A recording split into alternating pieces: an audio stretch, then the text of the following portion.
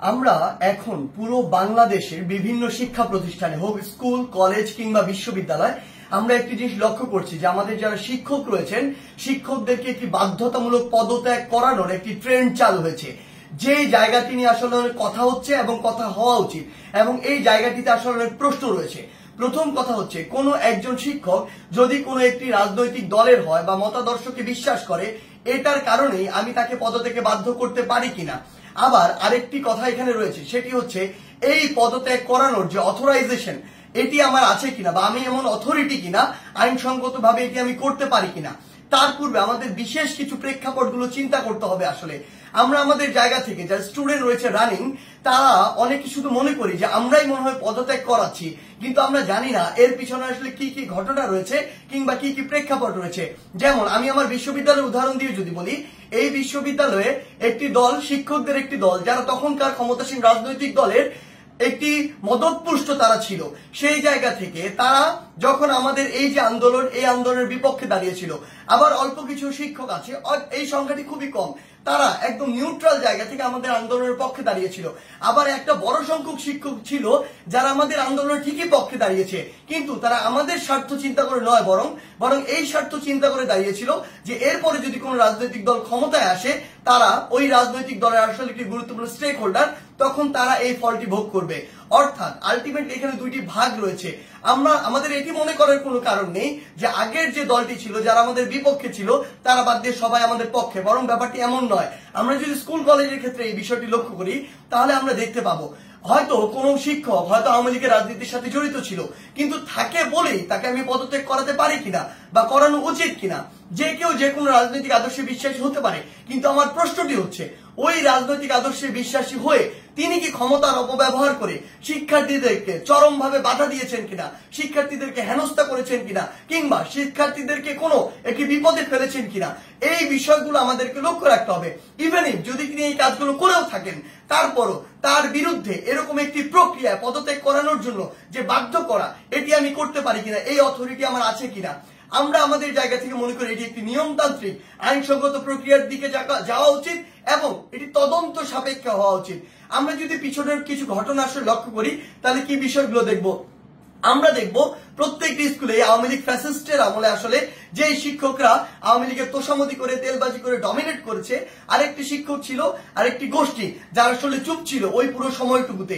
এমনটি ভাবার কোনো কারণ নেই যে তারা নিউট্রাল ছিল, তারা তাদের জায়গা থেকে হয়তো এমন আরেকটি দলের ছিল যে দলটি তখন ক্ষমতায় ছিল না। এখন বর্তমান সময় এসে ওই শিক্ষকদের উদ্দেশ্য হচ্ছে উপরের জায়গাগুলোতে প্রিন্সিপাল হোক কিংবা হচ্ছে প্রফেসর হোক কিংবা ভিসি হোক বা এরকম যে কোনো হেডমাস্টার হোক, যেই পদগুলোতেই হোক না কেন ওই পদগুলোর ওই মানুষগুলোকে সরাতে হবে। যদি আমি সরাতে পারি তাহলে আমি এখন ওই পদটিতে গিয়ে বসতে পারবো।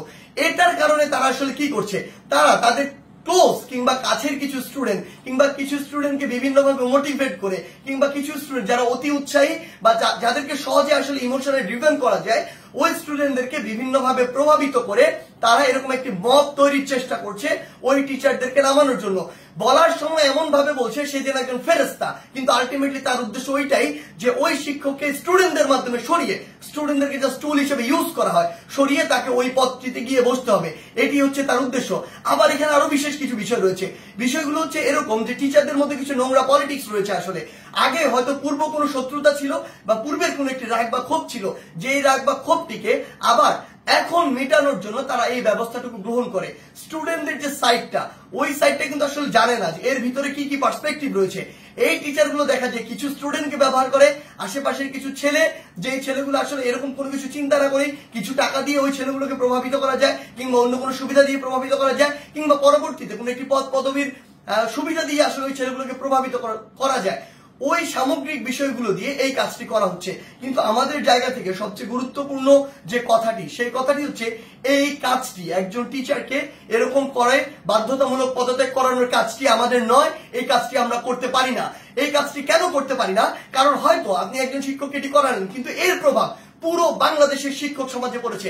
আমার তো স্কুলে ওই প্রাইমারি স্কুলের কিন্ডারগার্টেন হাই স্কুলের এমন অসংখ্য শিক্ষক রয়েছে যাদেরকে আমি অনেক বেশি শ্রদ্ধা করি, যারা আমার জীবনের শিক্ষা গুরু, যাদের হাত দিয়ে আমি আজকে এই অবস্থায় এসেছি।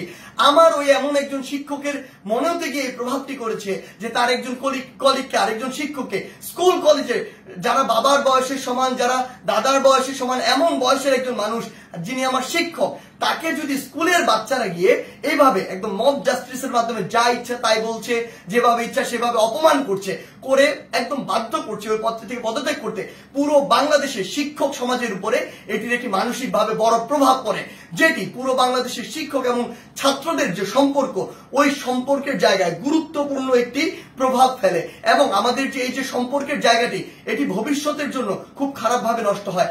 আমরা আমাদের শিক্ষার পরিবেশ নিয়ে কথা বলি, সেখানে যদি আমার শিক্ষক এবং শিক্ষার্থীদের যে এই পরিবেশটি ঠিক না থাকে, এই সম্পর্কটি যদি একটি তিক্ততার পর্যায়ে চলে যায়, তাহলে আলটিমেটলি এটি কিভাবে সম্ভব? আলটিমেটলি এই শিক্ষার উন্নয়নটি কিভাবে সম্ভব? সবচেয়ে বড় কথা হচ্ছে ওই শিক্ষক যদি দোষী হয় তাহলে আমরা আইন নিজের হাতে তুলে নিচ্ছি, আর যদি দোষী না হয় তাহলে আমরা আইনটি ভঙ্গ করছি, যার কোনোটি আসলে আমরা করতে পারি না। যেটি করছি এটি হচ্ছে আইনগতভাবে অন্যায়। আমাদের জায়গা থেকে আসলে স্পষ্ট বার্তা প্রশাসনের প্রতি, অন্তর্বর্তীকালীন সরকারের প্রতি স্পষ্ট বার্তা হচ্ছে এটি, যদি কোনো একজন শিক্ষক ওই ফ্যাসিস্ট সরকারের তোষামোদি করে কিংবা তেলবাজি করে বা ভালো সাজার উদ্দেশ্যে শিক্ষকদের উপরে কোনো শিক্ষার্থীদের উপরে কোনো হামলা করে কিংবা শিক্ষার্থীদেরকে অত্যাচার করে, নির্যাতন করে, অন্য কোনো শিক্ষকের বিরুদ্ধে নিপীড়ন করে, তাহলে তার বিরুদ্ধে আইনানুগ ব্যবস্থা নেওয়া হোক, অভিযোগ করা হোক, মামলা করা হোক, একটি আইনগত প্রক্রিয়া যান। কিন্তু কেউ যদি এভাবে আইন নিজের হাতে তুলে নেয়, কাউকে যদি বাধ্য করে, আমি প্রশাসনকে এবং অন্তর্বর্তীকালীন সরকারকে আমাদের পক্ষ থেকে অনুরোধ জানাই, আপনি ওই সকল শিক্ষার্থীদের পিছনের উদ্দেশ্য কি, কে তাদের এই কলকাঠিটি নাড়ছে, কে তাদেরকে প্রভাবিত করছে, কি উদ্দেশ্যে প্রভাবিত করছে, এটি আপনারা তদন্ত করে ব্যবস্থা করুন। প্রয়োজন হলে ওই যে শিক্ষার্থী, যারা অল্প কিছু শিক্ষার্থী এটি করছে, সকলে কিন্তু এটি করছে না। আমরা বিভিন্ন বিশ্ববিদ্যালয়ে দেখেছি শিক্ষার্থীরা নিজে আবার ওই সম্মানিত শিক্ষকদেরকে তাদের শপথে ফিরিয়ে নিয়ে আসছে। আমরা আমাদের জায়গা থেকে বলি, যারা উদ্দেশ্য প্রণোদিত ভাবে এই কাজগুলো করছে তাদের উদ্দেশ্যে আপনারা তদন্ত কমিটি গঠন করুন। প্রয়োজনে ওই সকল শিক্ষার্থীদেরকে আপনারা আইনের আওতায় নিয়ে আসুন যারা এই কাজটি করছে, কারণ ওই সকল শিক্ষার্থী না, ইভেন আমিও কোনো অথরিটি না, আমারও কোনো এই অথরিটি নেই যে আমি আইন নিজের হাতে তুলে নিব, কিংবা আমার এমন কোনো অথরিটি নেই আমি একজনকে পদত্যাগ করতে বাধ্য করব। সেই জায়গা থেকে আমাদের স্পষ্ট যেটি বার্তা, সেটি হচ্ছে পুরো বাংলাদেশকে আমরা যদি এগিয়ে নিয়ে যেতে চাই তাহলে এই শিক্ষার একটি সুষ্ঠু পরিবেশ থাকবে, এবং এই পরিবেশের সবচেয়ে গুরুত্বপূর্ণ যে দুটি স্টেক হোল্ডার, একটি হচ্ছে আমাদের সম্মানিত শিক্ষক আর একটি হচ্ছে আমাদের যে শিক্ষার্থীরা। এই দুই জায়গায় যে সম্পর্কের বিষয়টি, এটি যতদিন না সুন্দর হচ্ছে, শ্রদ্ধার হচ্ছে, স্নেহের হচ্ছে, ততদিন শিক্ষার পরিবেশ কোনোদিন সুন্দরভাবে ফিরে আসতে পারে না। তাই আমরা আমাদের জায়গা থেকে আমাদের এই শিক্ষকদের এভাবে বাধ্য করে কোন একটি নিয়মতান্ত্রিক প্রক্রিয়া না গিয়ে বাধ্য করে পদত্যাগ করানোর যে প্রক্রিয়াটি, এই প্রক্রিয়াটিকে আমরা কখনো সমর্থন জানাই না, বরং আমাদের সম্মানিত অনেক শিক্ষককে বিভিন্নভাবে প্ররোচিত হয়ে অপমানিত বা অপদস্থ করার যে ট্রেন্ড বা একটি প্রক্রিয়া আমরা দেখতে পাচ্ছি, এটিকে আমরা অবশ্যই ঘৃণা ভরে প্রত্যাখ্যান করি। ধন্যবাদ।